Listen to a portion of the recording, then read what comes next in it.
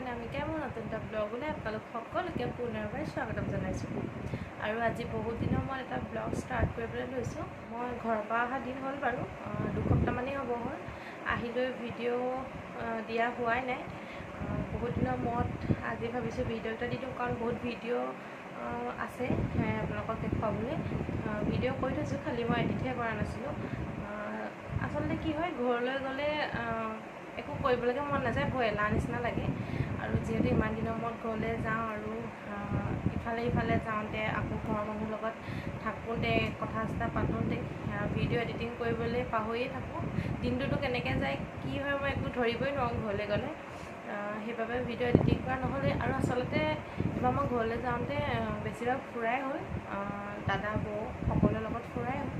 তাৰে বহুতকেইটা ভিডিঅ' মই কৰি ৰাখিছোঁ আপোনালোকক দেখাবৰ বাবে। সেয়ে ভাবিছোঁ আজি ভিডিঅ'কেইটা আপোনালোককো দেখাওঁ। তেন্তে আহকচোন, মই ঘৰত থকা কেইদিন কি কিনো কৰিলোঁ আপোনালোকক দেখাওঁ। আপোনালোকে ভিডিঅ'টো চাই থাকিব গ'লে, আৰু ভিডিঅ'টো চাই কেনে পালে শেষত কিন্তু জনাবলৈ নাপাহৰিব। তেন্তে আহক আজি ভিডিঅ'টো আৰম্ভ কৰোঁ।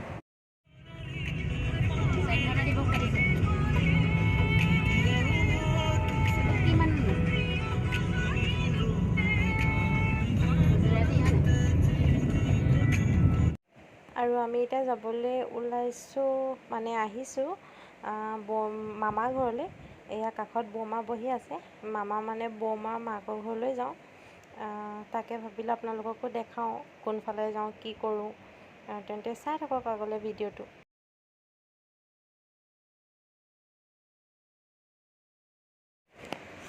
আৰু এতিয়া আমি আহি হাঁহচৰা পালোঁহি, মানে হাঁহচৰা ফালে যাব লাগে। ৰবি গাঁৱত হয় ঘৰটো।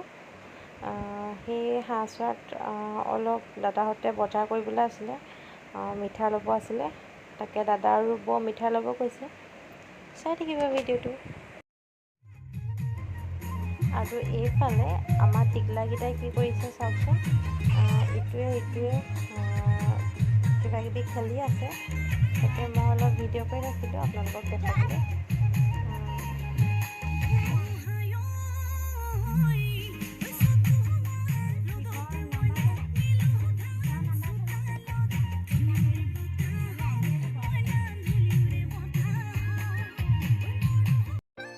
আৰু আমাৰ মিঠাই লোৱা হৈ গ'ল।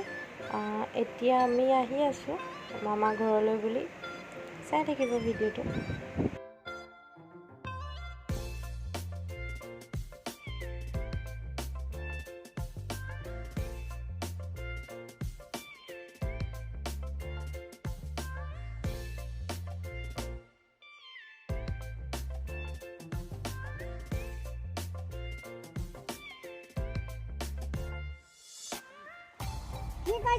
ল'ৰাটো বৰ ডাঙৰ হ'ল।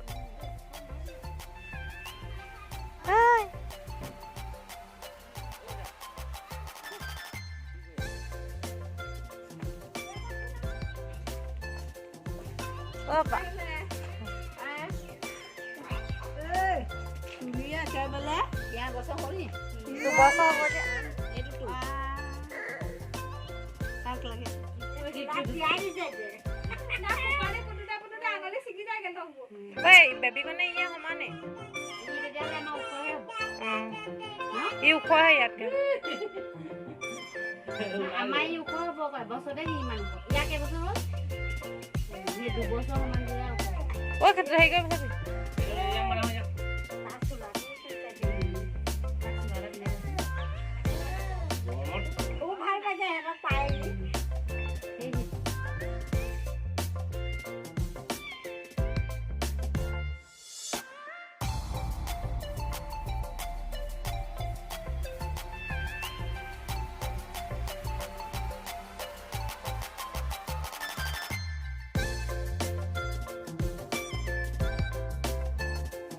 আৰু এতিয়া আমি আপা ঘৰলৈ আহিছোঁ।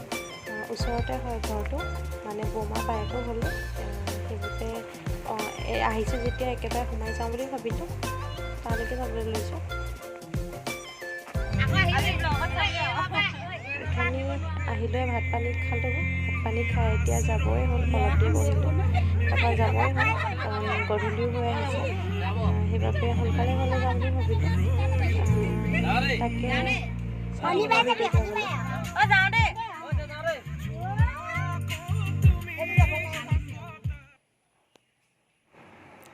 আৰু আমি ঘৰ আহি পালোঁহি, অথনিয়ে পালোঁহি বাৰু, দিনতে পালোঁহি।